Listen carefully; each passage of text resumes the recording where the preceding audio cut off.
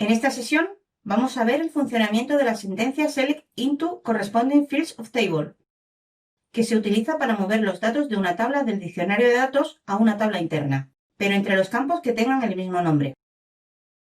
Es decir, cuando usamos la sentencia Select into Table, los campos se informan según su posición. El campo 1 de la tabla del diccionario de datos informa al campo 1 de la tabla interna, así consecutivamente. Pero si se usa la sentencia Select into Corresponding Field of Table, los campos no se van a informar por su posición, sino por su nombre. Por ejemplo, el campo fecha de la tabla del diccionario de datos informará al campo fecha de la tabla interna, independientemente de sus posiciones.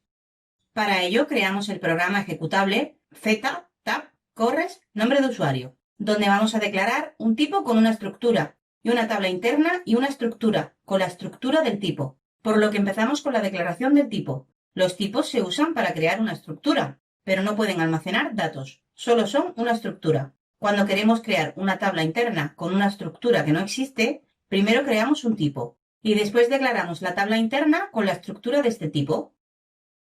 Y para ello usamos la palabra reservada types, que tiene que ser en plural, y seguido con begin of, y del nombre que queremos poner al tipo, que en este caso es GTI clientes. Terminamos la línea con una coma y continuamos la declaración indicando el nombre de los campos que van a formar la estructura.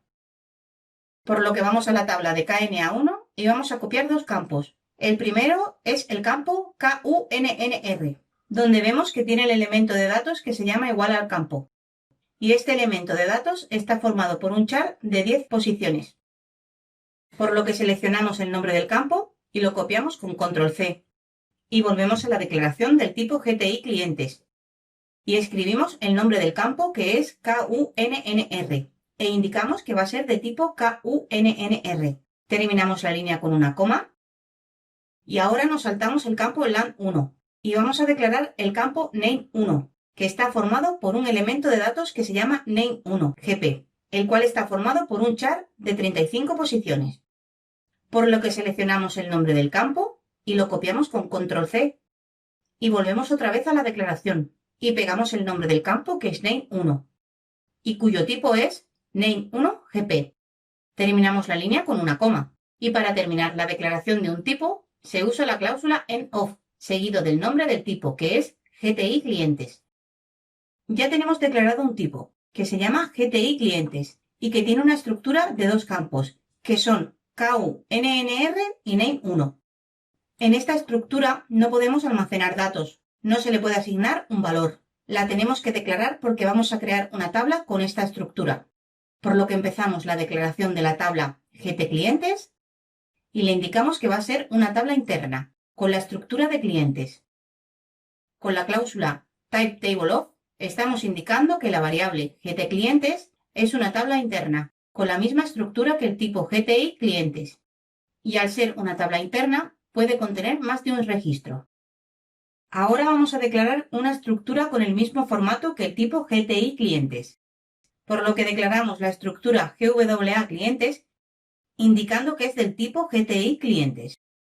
Con la cláusula type, indicamos que GWA clientes va a ser una estructura con el mismo formato que el tipo GTI clientes, pero solo puede contener un registro. Ahora, para visualizar la tabla, vamos a usar la clase CLDemoOutput, por lo que empezamos una nueva línea con CLDemoOutput, seguido de un igual y un mayor que, y del método display, e indicando que queremos ver el contenido de la tabla GTClientes. Ahora damos formato al programa, lo activamos, lo ejecutamos y podemos ver que la tabla no tiene datos y que está formada por los campos KUNNR y Name1. Ahora vamos a informar la tabla interna con los datos de la tabla KNA1, pero como vemos no tienen la misma estructura. La tabla KNA1 tiene muchos campos y la tabla interna solo tiene dos campos. Por lo que si queremos que el valor de los campos KUNNR y Name1 de la tabla del diccionario de datos se pase al campo KUNNR y Name1 de la tabla interna, no podemos usar la sentencia Select into Table. Tenemos que usar la sentencia Select into Corresponding Fields of Table. Y para verlo, salimos de la ventana Y ahora vamos a declarar la sentencia corresponding fields, por lo que empezamos una nueva línea con select *from KNA1 para recuperar todos los campos de la tabla KNA1.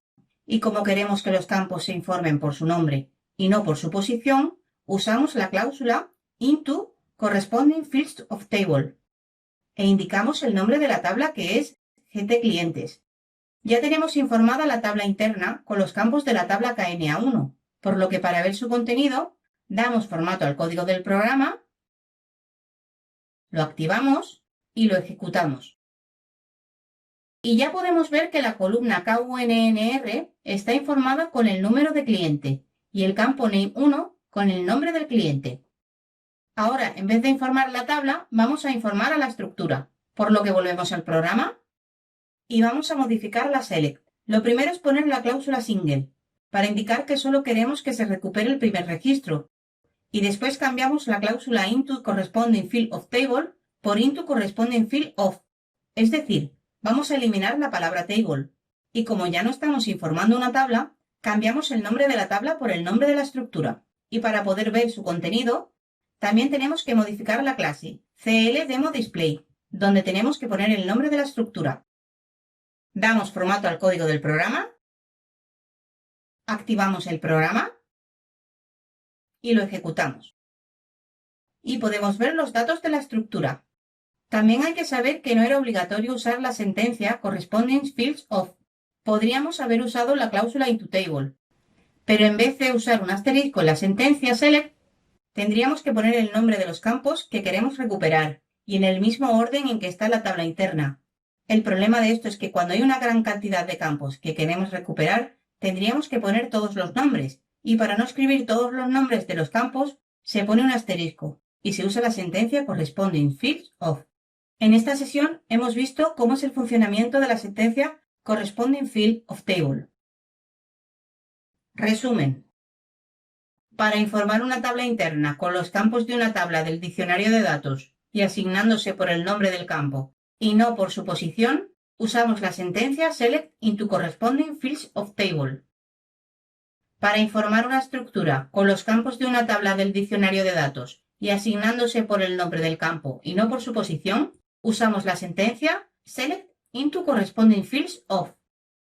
También se puede usar la sentencia into table, pero sustituyendo el asterisco por los campos que usa la tabla interna y en su mismo orden. No olvides suscribirte a nuestro canal y entrar en nuestra web